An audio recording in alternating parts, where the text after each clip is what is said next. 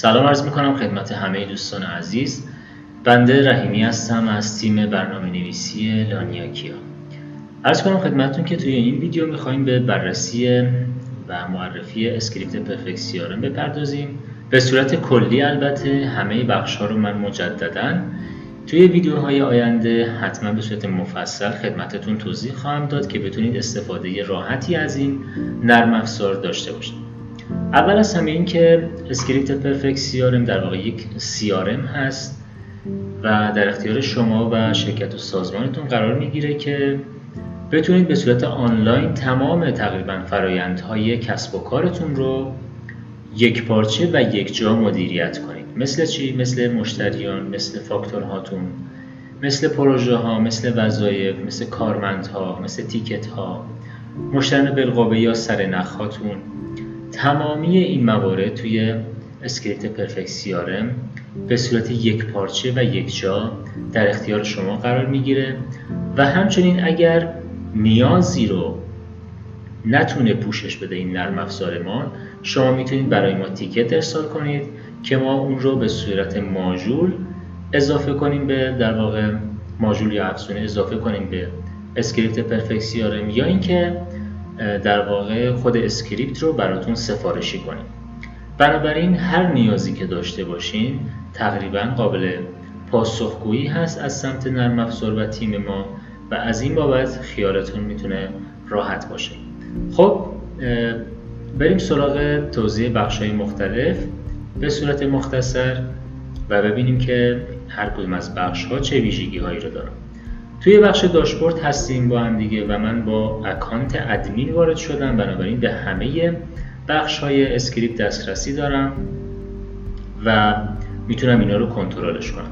خب توی بخش داشبورد شما امکانات خیلی خوبی دارید، مثل ابزارک‌هایی که وجود داره و شما میتونید آمار خیلی از موارد مهم مثل فاکتورها، مشتریان بالقوه یا همون فرصت‌ها، پروژه‌ها، وظایف و فاکتورهاتون، همه اینا رو به صورت یک جا داشته باشین و خیلی سریع اطلاعاتتون رو ببینید که در چه وضعیتی از شرکتتون و این آمار و ارقام در واقع به شما کمک خواهد کرد برای تصمیم گیری سریعتر توی بازار و کسب و کارتون رو. من قول میدم که با استفاده از این نرم افزار شما میتونید کسب و کارتون رو در واقع یک چند قدم جلوتر ببرید و جلوتر از رقبا حرکت کنید و به اهدافتون برسید. خب همونطور که گفتم توی بخش داشبورد ما یک مجموعی از ابزارک‌ها رو داریم که اینجا میتونید اینا رو به صورت لیست‌وار مشاهده و هر کدومو که خواستیم میتونید تیکش رو بزنید تا فعال بشه و اینجایی ما همه رو زدیم که فعال بشه. خب همچنین شما میتونید جای این ابزارک‌ها رو تغییر بدیم با استفاده از زبان‌هایی که اینجا وجود داره و یا اینکه در واقع کلا نمایش ندید اینجا. خب ابزارک‌های مختلفی وجود داره. شما میتونید فاکتورها، پیش فاکتور و پروپوزال‌ها رو با وضعیت‌های مختلف اینجا ببینید و ببینید که چه تعداد در چه وضعیتی در واقع قرار گرفتن. کارهای برای انجام، شما میتونید لیست کل کارهایی که البته اینا به صورت شخصی هست و برای هر اکانت شما میتونید یک تودو لیستی برای خودتون اینجا تعریف کنید. مثلا خرید پرفکت من میتونم اینو برای خودم ست کنم و اینجا برای من اضافه میشه. خب بعد از اینکه من خرید رو انجام دادم میتونم تیکش رو بزنم تا به لیست کارهای انجام شده منتقل بشه و اینجا میتونید لیست کلی در واقع کارهایی که ایجاد کردین رو مشاهده کنید. و ابزاری که بعدی که داریم مربوط هست به مشتریان بالقوه یا سرنخ‌ها. میتونید بر اساس وضعیتایی که خودتون هم تعریفش میکنید این وضعیت‌ها رو ببینید که چه تعداد مشتری بالقوه توی این وضعیت‌ها دارید و سایر ابزارک‌هایی که الان من توضیحش رو بعداً به شما خواهم داد و برای اینکه ویدیومون خیلی طولانی نشه از این موارد فعلا میگذرم، به جز این تقویم رویداد که خیلی کاربردی هست و خیلی ابزارک جذابی هست برای استفاده شما میتونید تمام مواردی که تقریبا توی اسکریپت وجود داره مثل وظایف، البته تاریخ شروع و پایانشون، پروژه ها، فاکتورها و هر کدوم از این مواردی که تیکشو بزنیم توی این تقویم تاریخ هاشون در واقع نمایش داده میشه و ما با کلیک روی هر کدوم از این موارد منتقل میشیم به اون بخش و اون مثلا آیتمی که وجود داره. حالا مثلا این مرتبط هست با فاکتور اینوایس، اگر کلیک کنم منتقل میشم به این فاکتوری که اینجا وجود داره، یا این مرتبط هست با وظیفه و با کلیک روش من میتونم اطلاعات اون وظیفه رو خیلی راحت و سریع دسترسی داشته باشم بهش. خب پس این تقویم رویداد خیلی مهمه و در واقع این ابزارک اینجا خیلی کاربردی هست. خب بریم سراغ بخش‌های دیگه، چون من این رو بعداً توضیح میدم بهتون به صورت کامل، خیلی وارد جزئیات نخواهیم شد. بخش مشتریان که بخش بسیار مهمی هست توی هر CRMی، ما توی پرفکس این رو خیلی به صورت ساده و با تجربه کاربری خیلی راحت در واقع داریم و پیاده شده. شما میتونید به تمام اطلاعات هر مشتری دسترسی داشته باشید و خیلی راحت. اینو بابت این میگم که بعد از اینکه شما مشتریتون رو وارد کردین، اجازه بدین ابتدا اینو بگم، بعد از اینکه مشتریتون رو وارد کردین با کلیک روی اسم اون مشتری وارد در واقع پروفایل اون مشتری میشین و تمام اطلاعات اون مشتری، مواردی که تو اینجا وجود داره و مرتبط هست با این مشتری رو اینجا میتونید مشاهده کنید، مثل فاکتورهاش، پرداختایی که انجام داده، پیش فاکتورهاش، هزینه هایی که برای این مشتری وجود داره، قراردادها، پروژه ها، تیکت ها و فایل ها. و میبینیم که خیلی راحت من میتونم سریع دسترسی داشته باشم به اطلاعات اون مشتریم و اون رو مدیریتش کنم.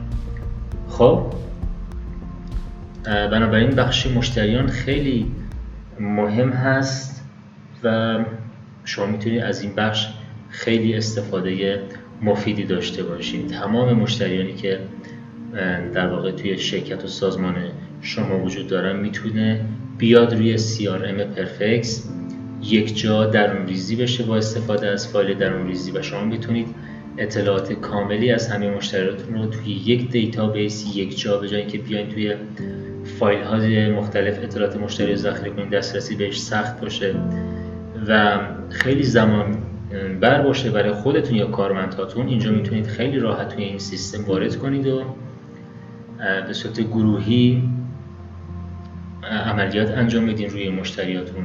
با استفاده از فیلترهایی که وجود داره شما میتونید خیلی سریع مشتریانتون رو گروه بندی کنید و ازش خروجی بگیرید. بنابراین این موارد خیلی توی پرفکس راحت پیاده شده و به شما کمک میکنه سریع حرکت کنید و سریع تصمیم بگیرید برای همه امور شرکتتون.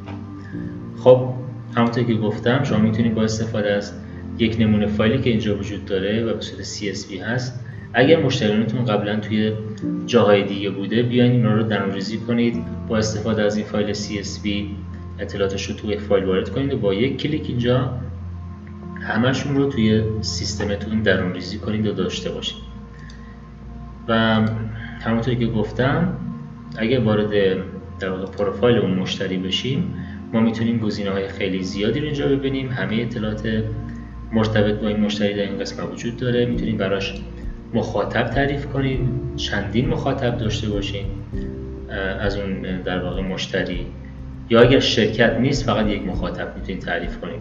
چون ما هنگام در واقع تعریف مشتری اینجا می‌بینیم که از ما اسم شرکت میخواد. اگر شرکت نیست مشتریتون، خیلی راحت توی بخش تنظیمات شما میتونید این الزامی بودن شرکت رو بردارید و مشتریتون رو به عنوان شخص حقیقی تعریف کنید، مثل این نمونه‌ای که اینجا وجود داره.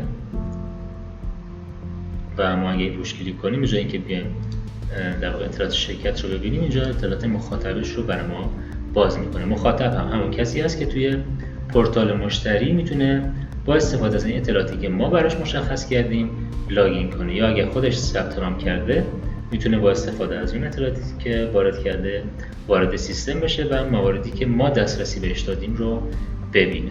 خب این از بخش مشتری من خیلی توضیح ندم. توی بخش فروش ما این موارد رو داریم که به ترتیب پروپوزال ها هستن. پروپوزال برای این است که شما مثلا اگر قبل از اینکه مشتریتون مجاب به خرید بشه میتونید با استفاده از این پروپوزال یا پیشنهاد بگید که خدمات و محصولات من اینا هستن با این قیمت و مشخصات. حالا من یک نمونه‌ای که قبلا وارد کردیم رو بیارم براتون. مثلا همین تولید محتوا ما بهش گفتیم که یک پکیج داریم این قیمتش و برای مشتری مثلا ارسال کردیم، وضعیتش هم ارسال شده هست، کارمند بهش تخصیص دادیم، گفتیم کارمند مسئول این پروپوزال هست و برای این مشتری اشکان حسینی ما اینو ارسالش کردیم. حالا این پروپوزال ها رو مشتری میتونه در سمت پورتال خودش ببینه و اینا رو در واقع مدیریت کنه و این لینک عمومی اون پروپوزال یا پیشنهاد هست و مشتری میتونه این رو ببینه یا اینکه با وارد کردن اطلاعات لاگینش بعد از لاگین این رو ببینه. این لینک عمومی هست و اگر ما این لینک رو ارسال کنیم هر کسی که این لینک رو داشته باشه میتونه اینو ببینه. خب و گزینه‌هایی مثل رد کردن و پذیرش وجود داره که قابلیت امضای الکترونیک هم در واقع وجود داره برای این مورد. خب برگردیم به بخش پروپوزال ها. در این بخش خب توضیح دیگه ای که با کلیک روی در واقع اسم اون پروپوزال شما میتونید اطلاعات پروپوزال رو ببینید، اون رو به صورت PDF در واقع در بیارید یا اینکه فایل پیوست کنید، کپیش کنید، وضعیتش رو عوض کنید، حذفش کنید و سایر مواردی که وجود داره، یا اینکه بعد از اینکه مثلا مشتری این رو در واقع پذیرشش رو زد یا حتی قبل از اون شما میتونید تبدیلش کنید به پیش فاکتور و فاکتور برای اون مشتری. خب میتونید پروپوزال هاتون رو در قالب نمایش کانبان و به صورت ستونی ببینید و وضعیت اونها رو با درگ اند دراپ تغییر بدید. این قابلیت کانبان توی خیلی از قسمت‌های اسکیل پرفکس وجود داره و خیلی قابلیت خوبی هست. خب بخش پیش فاکتور هم که همونطور که از اسمش مشخصه شما میتونید قبل از زدن فاکتور برای مشتریتون پیش فاکتورتون رو ارسال کنید و طبق همون روال پروپوزال مشتری میتونه اونو مشاهده کنه و پذیرش رو بزنه یا اینکه ردش رو. خب اینم امکانات بخش در واقع پیش فاکتور هست که شما میتونید روی پیش فاکتورتون وظیفه تعریف کنید، فعالیتی که روی این پیش فاکتور تا الان انجام شده رو ببینید، یادآور ست کنید برای هر کدوم از کارمندهایی که خواستین و بگید که توی این تاریخ در واقع باید این پیش فاکتور رسیدگی بشه بهش و یا حتی یادداشت براش ذخیره کنید. ایمیل هایی که ارسال شده رو اینجا ببینید، فعلا هیچ ایمیلی نداریم. نمایش هایی که اگر این در واقع پیش فاکتور سمت مشتری نمایش داده بشه و مشتری نگاه کنه اون رو اینجا به صورت یک لاگ به شما نمایش داده خواهد شد. و همچنین فیلتری هم وجود داره این قسمت که میتونید این جدول رو اطلاعاتش رو با استفاده از این در واقع مواردی که وجود داره فیلتر کنید. خب بخش فاکتور که بخش بسیار مهمی هست، اینجا میتونید شما فاکتورهاتون رو برای مشتریاتون صادر کنید. بعد از انتخاب مشتری میتونید اطلاعاتش رو وارد کنید و تاریخ صدور و تاریخ سررسید براش مشخص کنید، بگید که به چه شکل‌هایی قابل پرداخت باشه و یک مأمور فروشنده این فاکتور کیه، به صورت پیش‌فرض همون کسی که لاگین کرده. حالا اینجا اختصاص داده میشه یا من میتونم اینو تغییر بدم به یک نفر دیگه. میتونید براش بازه تکرار در واقع تعریف کنید و بگید که مثلا این فاکتور رو من میخوام هر ماه برای مشتری تکرار بشه و یکی از خودش بسازه، که این کار توی پرفکس خیلی راحته و شما میتونید با استفاده از این گزینه‌ای که وجود داره در واقع این کار رو انجام بدید. و از بین کالا و خدماتی که قبلا تعریف کردید توی سیستم میتونید انتخاب کنید که کالاهای در واقع این فاکتور چی باشه یا اینکه خودتون دستی در واقع اینو واردش کنم. حالا اگه من اینو نمیزدم میتونستم خودم به صورت دستی بیام و کالام رو بنویسم و با استفاده از این گزینه اضافه کنم به لیست کالاها. خب بعد از اینکه فاکتور رو زدیم ما میتونیم مشخصات اون فاکتور رو در بخش فاکتورها با کلیک کردن روی اسمش این برداشته باشیم، اطلاعات در واقع مشتریمون و امکاناتی که برای فاکتور وجود داره، اعتبارهای اعمال شده کالا بهتون میگم چی هست، وظیفه یا وظایفی که برای این در واقع فاکتور وجود داره، فعالیتایی که تا الان روی این فاکتور انجام شده، یادآورهایی که ست شده و یادداشت و سایر مواردی که اینجا وجود داره، یا اینکه گزارش PDFش رو بگیرید و سایر مواردی که اینجا در واقع وجود داره، یعنی که میتونید به صورت دستی برای این فاکتور ما پرداختی بزنیم. مثلا من با کلیک روی دکمه پرداخت میخوام که مثلا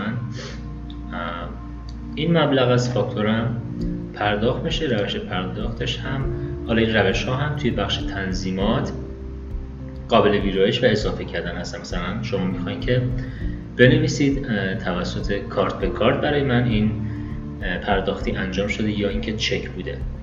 خب این انتخاب میکنم و ذخیره رو میزنم تا این مبلغ از کل فاکتورم کم بشه. امکان دیگه که وجود، حالا این در واقع پرداختی هست که من انجام دادم برای این فاکتورمون. اگه برگردم به بخش فاکتورها میبینم که از مبلغ فاکتورم این مقدار پرداخت شده. یا اینکه ممکنه که مشتری شما یک مقدار پولی رو به صورت اعتبار سمت شما داشته باشه که باز این مورد هم توی پرفکس بهش فکر شده و شما میتونید توی بخش یادداشت اعتباری اون میزان اعتبار رو به مشتریتون بدین و براش مشخص کنید مثلا 5 میلیون آقای X سمت من اعتبار داره، من این اعتبار رو میتونم چجوری براش در واقع خرج کنم. یا اینکه من مثلا بهش بدهکارم. اگر توی این بخش یادداشت اعتباری مشخص کنیم میتونیم برای فاکتورهایی که اینجا زدیم این اعمال اعتبار رو بزنید تا اون مبلغ رو بتونید از این مبلغ کل کمش کنید و پرداختی بزنید در واقع برای اون فاکتورتون. خب پرداخت گروهی هم داریم، میتونیم به صورت گروهی تمام در واقع فاکتورها رو داشته باشیم و مقدار دریافتیشون رو به اضافه شیوه پرداخت اضافه کنیم. خب فاکتورهای تکرار شونده دارم که گفتیم، اونایی که سیکل تکرار دارن توی این بخش به شما نمایش داده میشه. در بخش پرداخت ها ما تمامی پرداخت های آنلاین و آفلاین رو میبینید که مثلا این توسط زیبال پرداخت شده و اینجا میتونید ببینید که این پرداختی ها به چه شکل بودن. خب بخش یادداشت اعتباری هم که گفتیم. بخش کالاها یا خدمات، شما میتونید کالا یا خدماتتون رو بیارید اینجا با استفاده از این بخشی که وجود داره وارد کنید همراه با جزئیاتش، یا اینکه اینو در قالب دوباره فایل CSV میتونید با این فرمتی که اینجا توضیح داده شده درون ریزی کنید داخل سیستم پرفکستون. و همچنین گروه بندی هم میتونید داشته باشید. بخش اشتراک ها فعلا نیازی به توضیح نداره و کاربردی هم نداره. فعلا میریم به بخش هزینه ها. توی بخش هزینه ها شما علاوه بر اینکه میتونید درون ریزی کنید، خودتون هم میتونید در واقع ثبت هزینه داشته باشین، فایل براش در واقع آپلود کنید و دستش رو مشخص کنید یا مرتبطش کنید با مشتری که در واقع این هزینه به فاکتور در نهایت تبدیل بشه و مشتری این رو پرداخت کنه. یا اینکه هزینه های شرکتتون هست و بگید که من این میزان هزینه رو دارم که بعداً توی گزارشگیری ها توی بخش فروش بتونید میزان درآمد و هزینه‌تون رو داشته باشید به صورت کلی. خب بخش بعدی قراردادها هست که شما میتونید با استفاده از امکاناتی که پرفکس در اختیارتون قرار میده برای مشتریتون در واقع قرارداد ثبت کنید و میتونید متن تنظیم کنید. توی این متنتون میتونید از متغیرهای آماده‌ای که وجود داره به جای اینکه اسم مشتری رو بنویسید میتونید اینجا از متغیرهایی که وجود داره استفاده کنید و خود سیستم بره نام و نام خانوادگی مثلا اون مشتری رو از اونجا بخونه یا مثلا سایر اطلاعاتی که اینجا وجود داره و قبلا وارد شده اینا رو برداره و توی این متنتون قرار بدید. خب میتونید برای قراردادتون موضوع، میزان ارزش مرتبطش کنید با پروژه ها و نوع مشخص کنید برای قراردادتون یا نوع جدیدی رو اینجا میتونید اضافه کنید یا توی تنظیمات هم باز هست. این فایل پیوست کنید، نظرات خودتون رو با مشتری در واقع به اشتراک بذارید و حتی قرارداد رو بتونید تازه کنید اگر منقضی شده، وظیفه‌هایی که تعریف شده روی این قرارداد، یادداشت‌ها، یه سری قالب‌های آماده برای خودتون درست کنید که هر دفعه نیاز نباشه متن قرارداد رو تنظیم کنید. اینو با استفاده از این قالب‌ها میتونید خیلی راحت پیاده سازی کنید و داشته باشید برای بخش قراردادتون. خب بریم به بخش بعدی، بخش پروژه. توی بخش پروژه ها ما امکانات خیلی جذابی داریم و اسکریپت پرفکت CRM علاوه بر اون که در واقع یک CRM هست، یک سیستم مدیریت پروژه هم هست و شما میتونید از قابلیت های این سیستم مدیریت پروژه برای مدیریت کارمندها و وظایفتون هم استفاده کنید. خب با استفاده از این گزینه میتونید پروژه خودتون رو خیلی راحت اضافه کنید. بگید که مشتری این پروژه کی هست، براش اعضا رو مشخص کنید از بین کارمندها، تاریخ سررسید و مهلت و سایر مواردی که اینجا میبینید. تنظیمات داره بخش پروژه و ببینید که باید چه دسترسی هایی به مشتری داده بشه از این پروژه. همه اینا قابل کنترل هست. بعد از اینکه در واقع پروژه‌تون رو تعریف کردید، با کلیک روی این اسم پروژه منتقل میشین به میز کار اون پروژه و شما میتونید تمام اطلاعات این پروژه رو اینجا ببینید. اعضاش کیه، وضعیتش چیه، در واقع وظایف، برگه‌های ثبت ساعت، فازها، فایل‌ها، همه این موارد توی این پروژه وجود داره و مثلا توی بخش بررسی اجمالی شما اطلاعات کلی رو میبینید و یه سری آمار و ارقام. توی بخش وظایفی که مرتبط هست با این پروژه و اعضایی که وجود دارن به این شکل نمایش داده میشه. تایمرهایی که زده شده روی وظایف، شما توی پرفکت CRM در واقع یه سری تایمر داریم. اگر اون شخص در واقع اختصاص داده شده باشه به اون وظیفه میتونه شروع تایمر رو بزنه. حالا من چون خودم جزو این پروژه نیستم، در واقع وظیفه نیستم، نمیتونم تایمر رو بزنم ولی در واقع این اعضایی که وجود دارن میتونن روی وظایف خودشون تایمر رو بزنن و زمانش ثبت بشه اینجا.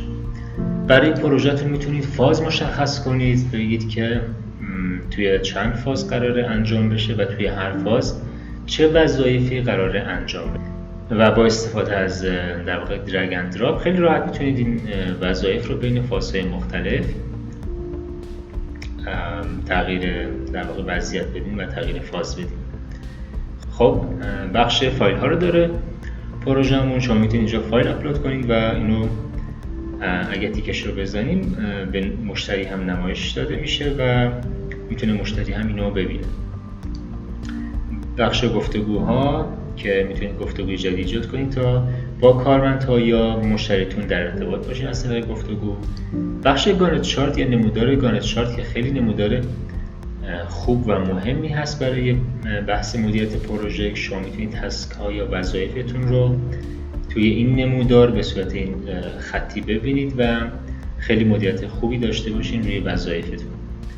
و تیکت هایی که برای این پروژه زده شده از سمت مشتری اینجا نمایش داده میشه. قراردادی که روی این پروژه وجود داره در این قسمت هست و تمام مواردی که توی بخش فروش ما اینجا داشتیم میتونه مرتبط بشه با پروژهتون و یادداشت میتونیم بذاریم روی پروژه یا اینکه فعالیت‌هاشو تا الان مشاهده کنیم.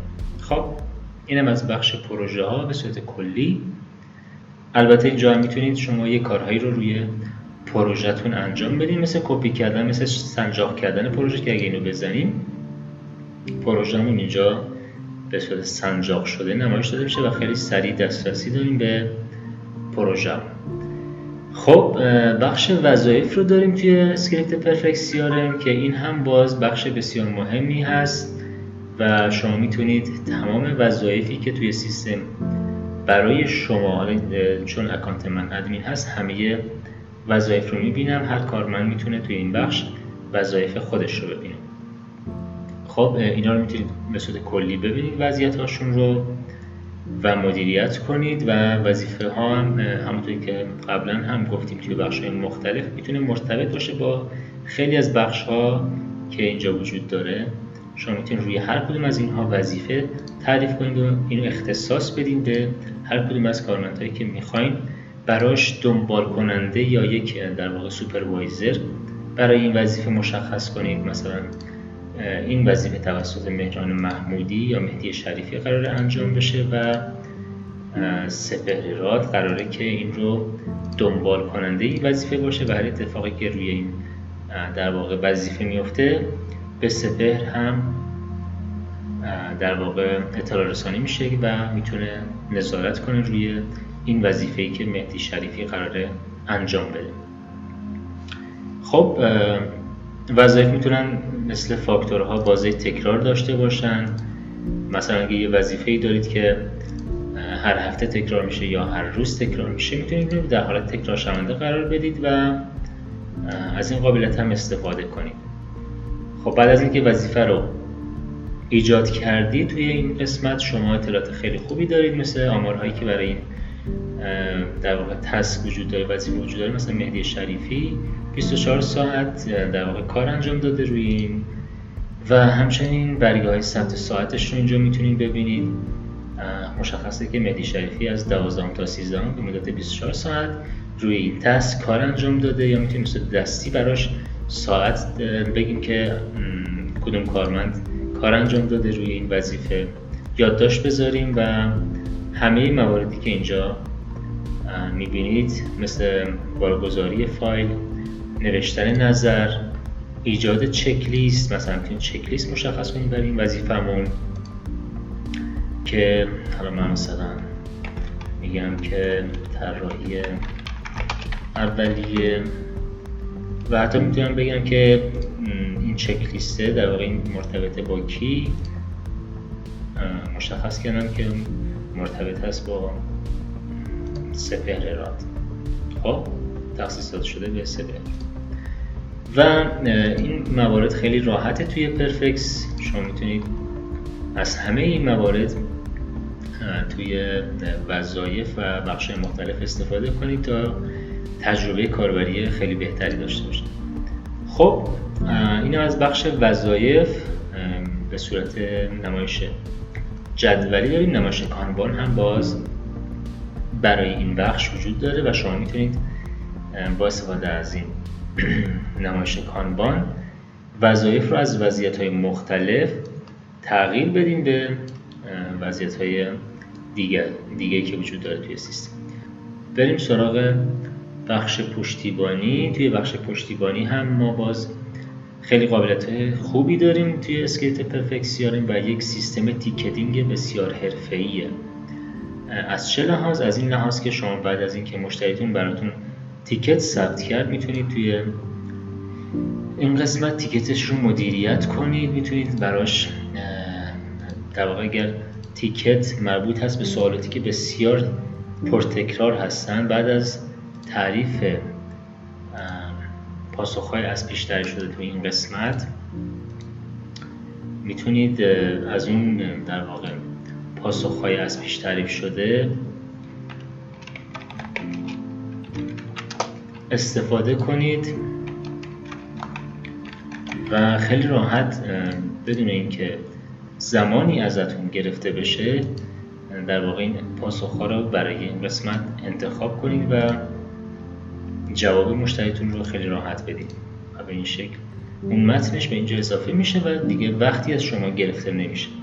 یا اینکه حتی اگر قراره که لینک مقاله یا پستی رو توی قسمت پایگاه دانشی که اینجا برای پرفکس وجود داره قرار بدین، میتونید از این لینک در واقع این مقاله رو قرار بدین توی تیکت که مشتری یا اون مخاطبتون بتونه خیلی سریع دسترسی داشته باشه به این قسمت.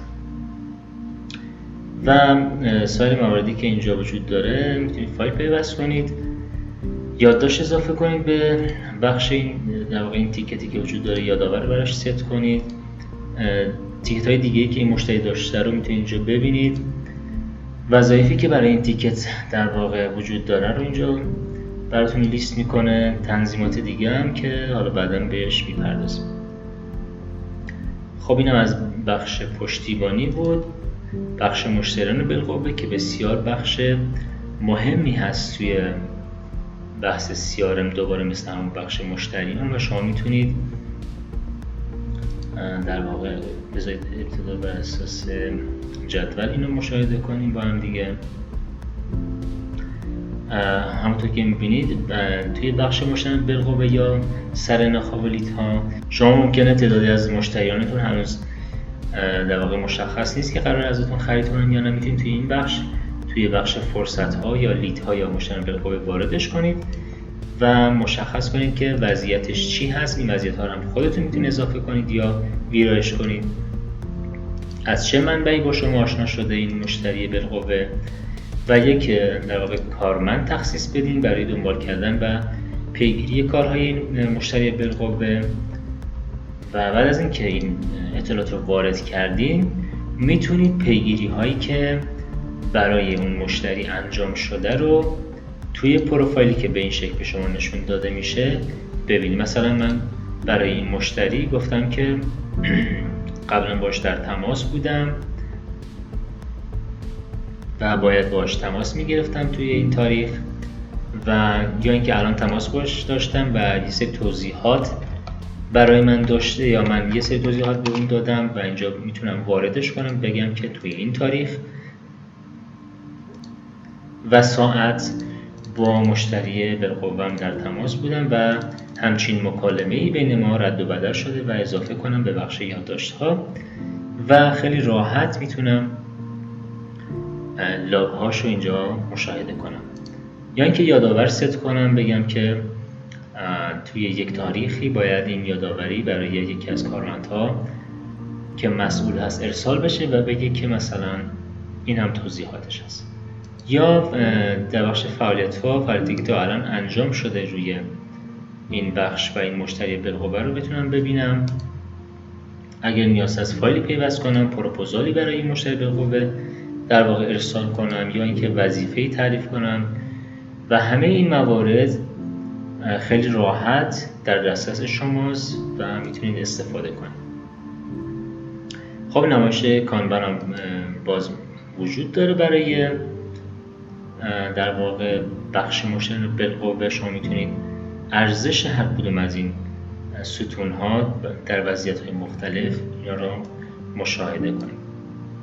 خب درون‌ریزی هم که طبق معمول اینجا وجود داره و شما میتونید طبق این اطلاعاتی که اینجا به شما داده شده، اگر مشتری بالقوه زیادی دارین و نمیخواین دونه دونه تعریف کنین، با استفاده از این فایل نمونه درون‌ریزی میکنید توی در واقع سیستم پرفکت CRM. خب درخواست پیش فاکتور در واقع این بخش برای این هست که شما میتونید در بخش مشتری یک فرمی قرار بدید و این فرم این قابلیت داره که بعد از پر شدن به این قسمت اضافه میشه و بعد از اینکه اضافه شد شما میتونید این رو مدیریتش کنید و تبدیل کنید به پیش فاکتور یا پروپوزال. و یا حتی بعد از اینکه فرمی که گفتیم، حالا فرم رو اینجا داریم توی بخش درخواست پیش فاکتور فرم ها. شما میتونید با استفاده از فرم سازی که وجود داره برای پرفکت CRM فرم خودتون رو بسازید و بعد از ساختن، عذرخواهی میکنم، بعد از ساخت فرممون ما میتونیم فرممون رو حالا در قالب آی فریم حتی توی مقالات مثلا سایت وردپرسمون بذاریم یا هر سایت دیگه‌ای که داریم. این فرم رو میتونیم جایگذاری کنیم اونجا، یا اینکه لینکش رو برای مشتریمون ارسال کنیم تا مشتری بتونه به این شکل اونو پرش بکنه و برای ما ارسال کنه. و همه این گفتم فیلدها رو شما خودتون میتونید توی این فرم سازی که وجود داره بسازید و داشته باشید و یه سری تنظیمات هم میتونید برای این فرمتون در واقع انجام بدید، مثل اینکه بعد از ارسال فرم مشتری آیا به جای دیگه میخواد هدایتش کنید یا اینکه صرفا یک پیغامی رو بهش نمایش داده بشه. و حتی میتونید افرادی که قرار هست مطلع بشن بعد از ارسال این فرم اینجا مشخص کنید. خب اینم از بخش درخواست پیش فاکتور که بعد از اینکه ارسال شد گفتم میتونید این رو به پیش فاکتور یا پروپوزال تغییر بدین و تبدیلش کنید. بخش پایگاه دانش که توی تیکت ها هم گفتیم، مثلا شما میتونید یک سری مقالات داشته باشین توی خود مجموعتون، مقالات آموزشی یا نحوه کار با هر در واقع محصولی که دارین، یا اینکه یه سری اطلاعاتی رو میخواین توی شرکت به صورت دانشنامه داشته باشین، اینا رو در اختیار مشتریان یا کارکنان قرار بدین. میتونید اینجا به دو شکل در واقع مقاله داخلی یا اینکه مقاله‌ای هست که در اساس عموم قرار داره تعریف کنید و یا حتی گروه براش مشخص کنید. به این شکل هم میتونید توی تیکت ها طبق اون مثالی که گفته شد میتونید ازش استفاده کنید. بر اساس گروه ها هم شما میتونید دوباره نمایش به صورت کانبان برای پایگاه دانش داشته باشید که این پایگاه دانش در سمت مشتری هم در واقع مقالاتی که عمومی هستن نمایش داده میشه. حالا برای اینکه بخش مشتری رو هم با هم دیگه داشته باشیم، من اینجا یک گریز کوتاه بزنم به پورتال مشتری. میبینید که اینجا مثلا ما بخش مشتری رو هم داریم، همون پایگاه دانشی که گفته شد. مثلا ما یه مقاله‌ای داشتیم اینجا به صورت عمومی در دسترس مشتری ها قرار دادیم. خب در بخش ابزارها ما یه سری امکانات دیگه داریم که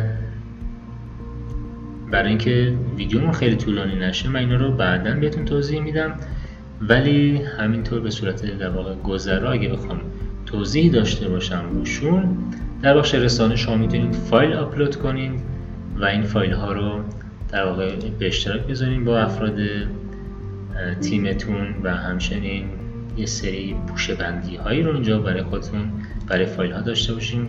از بخش های مختلف خروجی PDF بگیرین یا CSV و تقویم هم که قبلا توضیحش داده شد، اطلاعیه ست کنین. یه سری اطلاعیه ها میتونین اینجا بعد از ایجادش تو بخش داشبورد میتونه هم در سمت مشتری و هم در سمت کارمندان نشون داده بشه.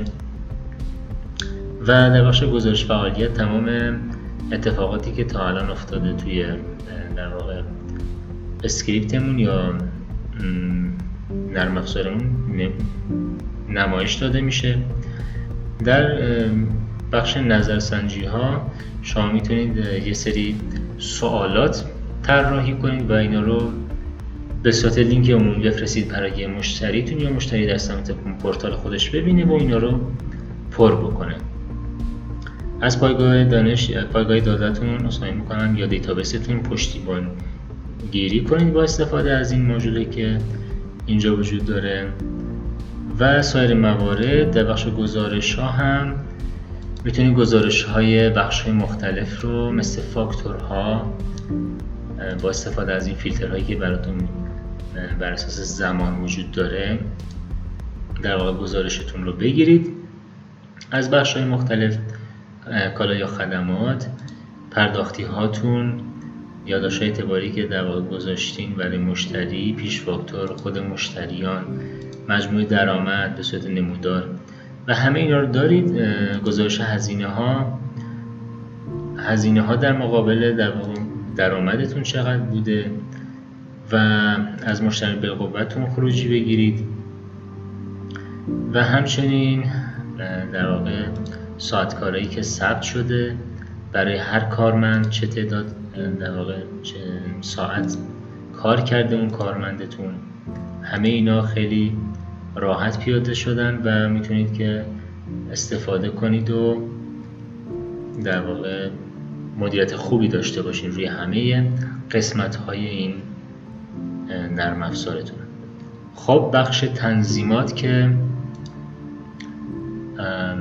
میتونید کارمند اضافه کنید، برای کارمندهاتون دسترسی هاشو مشخص کنید برای هر قسمت و این موارد خیلی کاربردی هن برای کنترل دسترسی کارمندهاتون و یک در واقع اطلاعاتی رو اینجا به صورت جدولی برای قسمت‌های مختلف برای اون کارمند میتونید ببینید و همچنین یه قابلیت دیگه که در واقع ما اضافه کردیم به پرفکس قسمت شرکت ها هست. شما میتونید چندین شرکت اگر دارید، مثلا شرکت شما ممکنه در شهرهای مختلف شعبه های جدایی داشته باشه که شما میتونید اینجا این شعبه ها رو وارد کنید و بعداً توی خروجی های PDF فاکتور مشخص کنید که اطلاعات کدوم شرکتتون نمایش داده بشه و این در واقع مشتریتون قراره اطلاعات کدوم شرکتتون رو توی اون خروجی PDF ببینه. خب و همچنین برای مشتری ها ما میتونیم گروه بندی و گروه ها رو ایجاد کنیم توی بخش تنظیمات. برای قسمت پشتیبانی همون تیکت ها دپارتمان تعریف کنیم، پاسخ از پیش تعریف شده که قبلا توضیح داده شد، اولویت هایی که برای تیکت وجود داره، وضعیت هاش، سرویس ها و همه این موارد. برای بخش مشتری بالقوه میتونید این موارد رو مشخص کنید یا حتی اینجا باز شما میتونید یک فرم سازی دارید که یک فرمی رو طراحی میکنید. این فرم رو بعد از اینکه طراحی کردید شما میتونید هر جایی که خواستین قرار بدین تا با پر کردن این فرم در واقع یک مشتری بالقوه به بخش مشتری بالقوه‌تون اضافه میشه و این مثل اینه که شما در واقع دارید سرنخ جمع میکنید و شماره جمع میکنید یا اطلاعات مشتری جمع میکنید تا بعداً در بخش مشتری بالقوه اینا رو تبدیل کنید به مشتری. توی بخش مالی ما تنظیمات زیادی داریم، مثل همون شیوه های پرداخت یا روش های پرداختی که توی فاکتورها داشتیم. میتونید اینجا خودتون مشخص کنید که یک شیوه پرداخت یا روش پرداخت جدیدی رو، مثلا من چک رو میخوام اینجا داشته باشم و اینو میتونم تنظیم کنم که کجا باید نمایش داده بشه. خب از این بعد من توی در واقع پرداخت های دستی فاکتورم من میتونم روش پرداخت با چک رو هم داشته باشم. خب توی قراردادها میتونیم نوع تعریف کنیم، توی درخواست پیش فاکتور قبلا توضیح دادیم و ماژول هایی که وجود داره و ما براتون در واقع یا به صورت رایگان یا به صورت در واقع پولی تهیه میکنیم. شما میتونید اینجا اینا رو اضافه کنید و یک بخشی هم داریم به نام مخزن ماژول ها که میتونید مطلع بشید چه ماژول هایی الان وجود داره و میتونید تهیه کنید. توی بخش وضعیت های سفارشی که باز این یک ماژولی هست که ما رایگان گذاشتیم روی اسکریپت و شما میتونید برای بخش پروژه و وظیفه وضعیت جدیدی رو اضافه کنید و که درخواست خیلی از مشتری عزیزمون بوده. توی قالب های ایمیل شما میتونید ایمیل هاتون رو در واقع تنظیم کنید که برای چه رویدادی و چه متنی ارسال بشه. مثلا ما اینجا تنظیم کردیم برای ایجاد تیکت که توسط کارمند انجام میشه برای مشتری چه در واقع تیکتی با چه متنی و با چه پارامترها و متغیرهایی ارسال بشه، که تمام این در واقع نمونه متن‌ها رو هم براتون توی فایل راهنمایی که وجود داره توی پکیج محصول قرار دادیم. خب بخش فیلدهای سفارشی که خیلی مهم هست، شما به بسیاری از بخش‌های اسکریپتتون توی فرم‌هاش میتونید فیلد اضافه کنید. از جمله این بخشایی که اینجا براتون لیست کردیم، به همه این بخش‌ها شما میتونید فیلد دلخواهتون رو اضافه کنید. مثلا من به بخش مشتری بالقوه میخوام که در واقع قدر رو اضافه کنم. میگم که از نوع نامبر باشه، مقدار پیش‌فرض نمیخواد، ترتیب هم همون ترتیب در واقع بین فیلدهای سفارشیه، همون یک میذارم و میتونم بگم که اجباری باشه، توی جدول نمایش داده بشه یا نه. تمام این تنظیمات رو داره و بعد از ذخیره کردن این فیلد در واقع به قسمت مشتری بالقوه من اضافه میشه و میتونم اونو ببینم. حالا یک نیم نگاهی داشته باشیم به بخش مشتری بالقوه‌مون با اضافه کردن در واقع این فیلد. اینجا من میتونم قدر رو ببینم. خب درخواست پیش فاکتور هم که قبلا توضیح دادیم. البته ببخشید من اینجا یه لحظه اشتباه رفتم. کوتاه کننده لینک که باز ما این رو رایگان روی محصول گذاشتیم و شما میتونید با استفاده از این کوتاه کننده لینک که فعلا برای سایت زایا گذاشتیم، بعد از ثبت نام توی زایا کلید API تون قرار میده و هر لینکی که بخواین اینجا قابل کوتاه شدن هست. علاوه بر اون در واقع استفاده اصلی این کوتاه کننده برای بخش پیامک هایی هست که توی اسکریپت پرفکت CRM به صورت اتوماتیک قرار ارسال بشه و شما با تنظیم این متن ها که نمونه هاش رو براتون گذاشتیم توی فایل راهنما میتونید مشخص کنید که چه متنی و با چه پارامترهایی پیامک بشه موقع مثلا سررسید فاکتور، موقع موعد فاکتور، وقتی فاکتور ثبت میشه. در واقع تمام موارد دیگه‌ای که ما باز این بخش رو توسعه دادیم و فقط توی نسخه ما هستن این موارد، برای بخش‌های مختلف میتونید تنظیم کنید که پیامک ارسال بشه. اون در واقع کوتاه کننده لینک اینجا کاربرد داره و شما میتونید به جای اینکه لینک های در واقع خیلی طولانی رو داشته باشید توی مثلا پیش فاکتور، از این شورت URL در واقع استفاده کنید که توسط همون ماژول کوتاه کننده لینک به صورت خودکار خودش کوتاه میکنه و پیامک های خیلی در واقع با متن درستی رو خواهید داشت، با متن کوتاه که هزینه پیامکتون هم بالا نره. خب در بخش نقش ها شما میتونید نقش تعریف کنید یا این نقشایی که تعریف کردین رو به در واقع کارمندهاتون تخصیص بدید. در بخش استایل های تیم شما میتونید رنگ های در واقع قسمت های مختلف نرم افزار رو کنترل کنید. توی بخش تنظیمات هم که خیلی تنظیمات گسترده‌ای داریم که حتما توصیه میکنم ویدیوهای بعدی ما رو ببینید تا ببینید که هر بخش مرتبط هست با چه قسمتی و تنظیمات بخش‌های مختلف رو توی ویدیوها حتما به صورت مفصل بهتون توضیح خواهیم داد.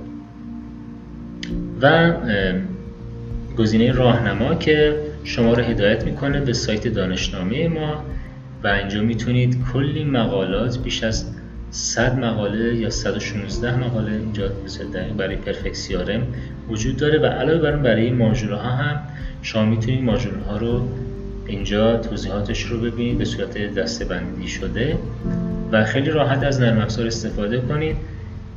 اگر ویدیوها هم در واقع آماده نشده بود شما میتونید از این متن‌هایی که مقالات متنی که وجود داره کمک بگیرید برای استفاده از اسکریپت پرفکت CRM. خب فکر میکنم تا همینجا کافی باشه توضیحات. نمیخوام خیلی وقت شما رو بگیرم و امیدوارم که بتونید ارتباط خوبی با استفاده از این نرم افزار با مشتریانتون بگیرید و به کسب و کارتون کمک کنه این نرم افزار که و هدف ما همین هست. هدف ما افزایش فروش و افزایش کارایی شرکت و سازمان شماست. همیشه پاسخگوی تیکت ها، تماس ها و پیامک های شما خواهیم بود. حتما با ما در ارتباط باشید از طریق تیکت ها و اگر نیازی دارید حتما ما بگید که میتونید توی بخش دیدگاه های البته سایت در واقع راستچین هم شما با ما در ارتباط باشید. اگر قبل از خرید هم سوال یا ابهامی برای شما وجود داره، شما میتونید توی قسمت در واقع این صفحه معرفی محصول ما توی سایت راستچین در بخش پرسش و پاسخ سوالات خودتون رو مطرح کنید مثل سایر کاربرهایی که سوال پرسیدن و ما حتما سر وقت پاسخ شما رو میدیم و راهنماییتون خواهیم کرد. خیلی متشکرم که تا آخر این آموزش با من همراه بودیم. حتما آموزش های بعدی ما رو بعد از خرید محصول نگاه کنید که بتونید به بهترین نحو شرکت و سازمانتون رو مدیریت کنید. خیلی متشکرم. خدا نگهدار.